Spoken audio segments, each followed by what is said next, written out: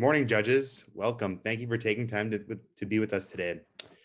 How many times have you not wanted to get up in the morning, but had to hop on a call or spend your entire day staring at your computer? Now imagine not having the same scoping skills and life experiences that you have now. Unfortunately, that is what many K through 12 students have been dealing with this past year, and has serious consequences for their mental health and overall well-being. 2020 rang the alarm for many parents, teachers, and other adults about youth mental health. Throughout the year, nearly 1 in 6 parents reported worsening mental and behavioral well-being among kids, including an increase in anxiety, depression, and even hospitalizations due to mental health crises. We considered these challenges and knew that there was an opportunity to intervene. Our team came together with a shared goal of helping youth find wellness in their everyday lives. Having come from backgrounds in teaching, youth advocacy, and public health. Together, we represent 4 different graduate programs and have networks in both health and education that allowed us to interview and gather data from a wide range of experts. Before our interviews began, we thought our discussions might revolve around lack of access to food or healthcare during the pandemic, but we wanted to investigate without assuming certain problems, so we asked open-ended questions about student well-being. As our interviews progressed, we learned that youth mental health was a challenge before the pandemic, and COVID just worsened an existing struggle.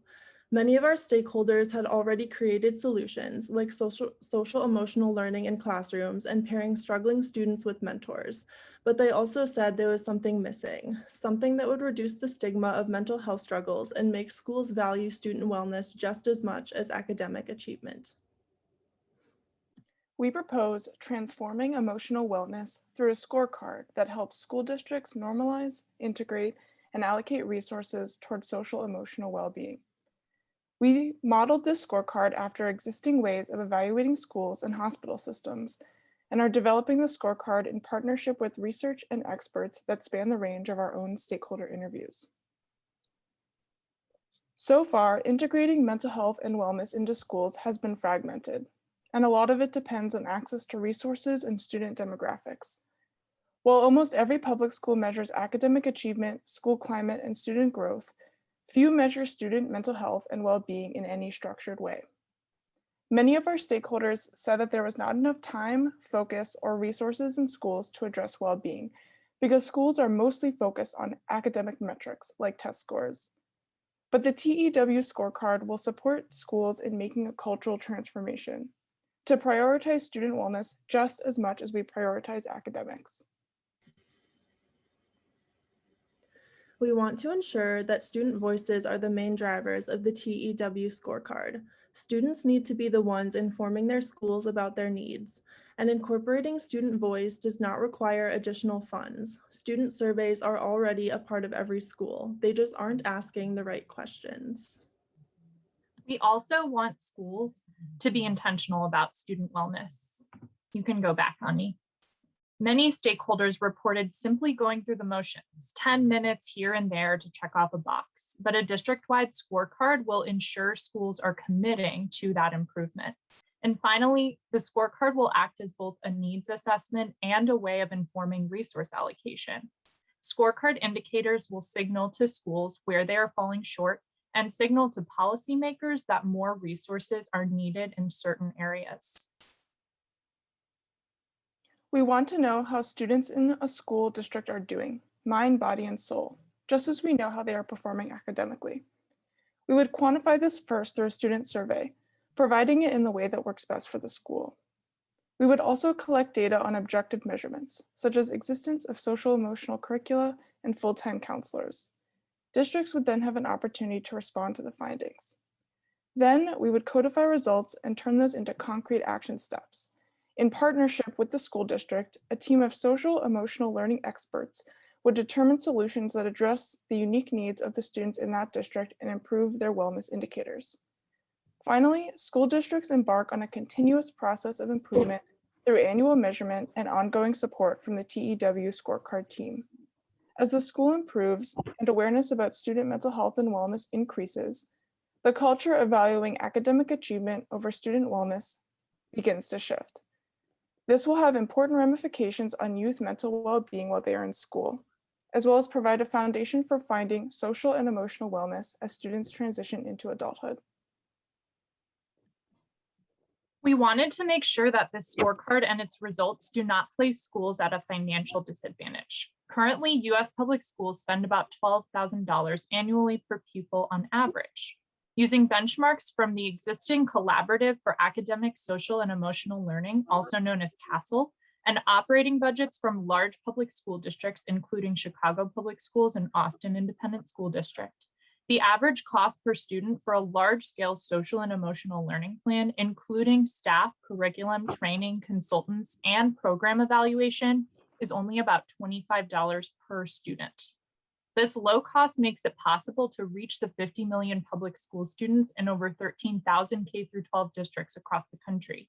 It also indicates that lack of funds are generally not the issue. Most districts are just choosing to allocate funds to other areas besides student well-being and social emotional learning. We know that any plan requires a good timeline. Here's a glimpse of our multi-pronged strategy.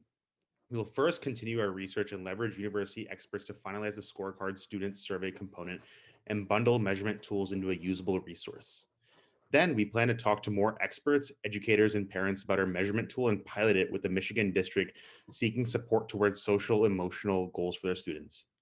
We further co-develop action steps with the district to address the scorecard result. To ensure that we can adequately provide resources to our pilot district, we would partner with organizations that are already engaging with this work, such as CASEL or the University of Michigan School of Education. Most importantly, we hope to enlist students, parents, and educators in the future to advocate for an expanded pilot using the results of our initial pilot and tracking involvement. In conclusion, we know that what is measured matters. As one of our stakeholders put it, schools are a prime place for impact, given the critical role they play in not only education, but also personal health, exercise, and friendships. We hope the TEW Scorecard will begin to inspire a cultural transformation within the public education system. Thank you so much for listening to us today. We stand open now for Q&A.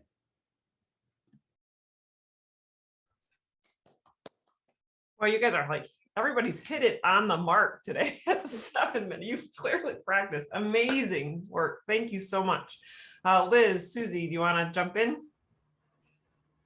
Sure, I'm happy to. Thank you. Thank you so much. What a fantastic presentation and a terrific motivation and solution. I'm super excited about this. I think it has a ton of promise. So very, very nicely done, you guys. Just a quick comment. I think you're being conservative in your timeline. I think you can move this much more quickly. I like that you're being deliberate about wanting to pilot and get it right and work with university people, but you know, there are a lot of kids that could really benefit from this and a lot of schools that could really benefit. So I would encourage you to hit the gas, so to speak, and really, you know, sort of go forward with it. My biggest question at this point is, what will schools need to be able to make good use of this scorecard? Do you have a sense that most schools are going to be able to take action on the scorecard insights, or is it going to require quite a bit of training on behalf of the teachers? And in particular, to what extent do we need to pay attention to, well, I know the answer is yes to this, to multicultural issues, but how are schools going to do that? Does that create a particularly daunting challenge? I know you guys thought about supporting schools in their ability to implement the insights from the scorecard. I can jump in and then other people from our group can also share some of their thoughts. So we didn't want to just create the scorecard and give a school a score and not help them afterwards. And so a big part was this resource allocation. And so our plan would be, after the score is produced, there would be a team of consultants that are experts about existing social emotional learning programs that would work co-developing with the school district and teachers to make a plan that's going to work for them. And so there's already a lot of really great research out there about social emotional learning programs that work. So we're not going to try to create something out of nowhere that isn't tested. but we would want to create a menu of many things so that the school can implement exactly what's going to work, especially because, so in our interviews, we had talked to many different types of people from many different types of schools. And I know that in one of my interviews, I talked to a relatively low income school, and part of the problem in reaching social emotional wellness was just poverty and social determinants of health. And so those solutions would be a lot different than maybe a better resource school that needs different solutions. And I can speak to the teacher piece. I was a former teacher, and we spoke to many current teachers who had been like, just shifting from virtual to hybrid, and like were very stressed out during the time that we were conducting these interviews. And I actually think that like currently, without really structured and like kind of top down integration of social emotional learning and some of these like student mental health and wellness, like coming from both the federal and state levels, that actually this already is falling on teachers to just do individually themselves. Like most of the teachers I talked to were like, yes, I care about this with my students, and like I try and find time to fit it in wherever I can. But like they're often creating their own lesson plans and like making their own time to do this in schools. So I actually think that the goal of this is to ultimately reduce the burden on teachers who are having to do this like without having structure and resources, and it coming from like staff at the district level to then like instruct and like allocate resources towards that, and not make teachers feel that it's something they just have to fit in. And thank you, Marissa. That kind of like comes to my question. I'm the parent of a special needs child, and I live in a district that has a really poorly performing school. And so we've had a lot of interactions around the downward pressures of some of these sort of scorecards on teachers. So I do want to flag that the scorecard sort of rubric approach makes me a little nervous.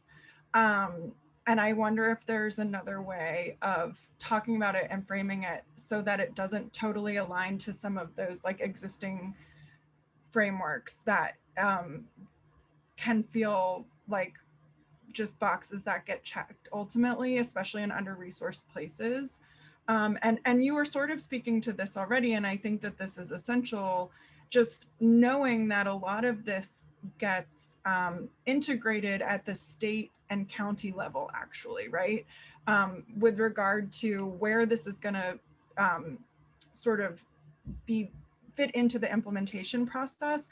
And so like for this to scale, I would love to hear more about your advocacy and policy thinking for how you would integrate this without creating more downward pressure. yeah, I can start with this one. Thank you so much for the question. And we actually did think about that. I'd say we learned from our diverse interviews that this is a widespread problem, but more importantly, as a result, it requires nuanced solutions. For example, some stakeholders that we mentioned the pervasiveness of trauma and poverty. And we also recognize that there's a diverse number of needs and other considerations. And more importantly, the resources that each school can offer to both their students and their families vary. One that's from an under-resourced or one that's from a wealthier resource. So most importantly, in order to address some of those challenges, we were hoping to partner not only with experts such as Castle, the School of Education, to provide consultants, but also really working with the school. Schools know their resources, their student populations, and their teachers best. So we hope to really incorporate their perspectives with the knowledge about the available social emotional learning programs in order to best tailor resources that are offered. At the end of the day, we see this as more of not just a box that we're checking off, because we know that that can be tough at times. Most importantly, this is a way to gather data and gather insights onto what we're currently doing well, what we can do better, and what are the biggest opportunities for impact using the resources and considerations at our hand. Yeah, and we did have conversations specifically about what you're talking about with how can we create this in a way that doesn't shame a school, as it currently happens with, I worked previously for a state education department, and like we literally gave schools grades of A through F, like based on these measures of academic achievement and student attendance, and things that really didn't always reflect like the richness of what's occurring actually in a school. And like it excludes things like how close students feel to community and if they have like trusted adults in a school. And we really wanted to capture those things so that we're actually like giving schools other measurements that don't always come across in like average ACT scores and like number of, like AP courses that are offered, even though those things are important, that there are some other things that like make students feel safe and like can thrive. And then also like capturing what we said, those objective measurements, such as like highlighting to districts right now, like, hey, how come this school has access to like 2 full-time social workers while these other schools don't? And that kind of information is actually like really hard to find. Like you have to dig through to find that. And so in that way, we want to also highlight like these inequities to give like this objective measure of like, hey, this school needs more, rather than saying, hey, this school doesn't have enough, they're failing. I love that. And I think that the more that you can build in interrogating the current structures and systems of our educational programs, the more value you're going to bring to the conversation and the ability to create change. Because it's not just that we need more social emotional integration, we do need that. And also our current systems are failing in a lot of places. And so I would just encourage you to get a little radical and get a little, I don't want to say aggressive, but just to realize that and to integrate that into your thinking, almost like an advocacy lens for these students who are being failed. It's the students who are being failed, right? That's what matters the most. Yeah, and I think that was just to add, kind of like our main priority is to really center the students. I mean, those are our main stakeholders in this, which is why we want to prioritize, the student feedback. We got a lot of, from our stakeholder interviews, it was a lot of, people were saying, well, these kids just don't feel like they have an adult that they can trust in the school.